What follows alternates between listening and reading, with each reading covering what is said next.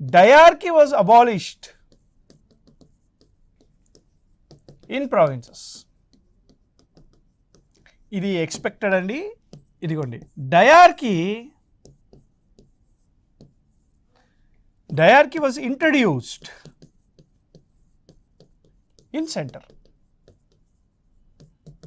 అంటే 1919 చట్టం ద్వారా వచ్చిన డయార్కీ ప్రావిన్సెస్లో అబాలిష్ చేసి సెంటర్లో ఇంట్రడ్యూస్ చేశారు.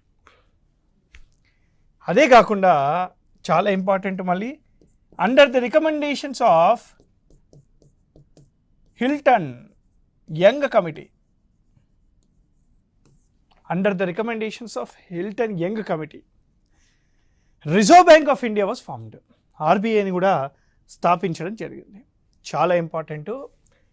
1935 చట్టం ద్వారా, ఇది గుర్తుపెట్టుకోవాలి ఎగ్జామ్కి, a federal court was established in 1937. 1935 Government of India Act ద్వారా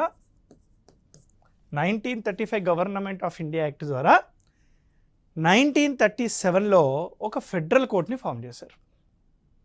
అయితే ఎందుకు ఇంపార్టెంట్ అన్నానంటే, ఈ ఫెడరల్ కోర్ట్ని జనవరి 28, 1950 రోజున పేరు మార్చి సుప్రీం కోర్ట్ ఆఫ్ ఇండియాగా మార్చారు. Supreme court of republic India. So the present court ఏదైతే ఉందో, ఇప్పుడున్న ప్రజెంట్ కోర్టు ఏ చట్టం ద్వారా ఏర్పాటు చేశారంటే government of India act 1935 act ద్వారా. 1937లో ఎస్టాబ్లిష్ చేసిన ఫెడరల్ కోర్ట్ యొక్క పేరును మార్చారు జనవరి 28, 1950 రోజున. ఎక్కడుంది ఈ ఫెడరల్ కోర్ట్? ఎక్కడ ఎస్టాబ్లిష్ చేశారు?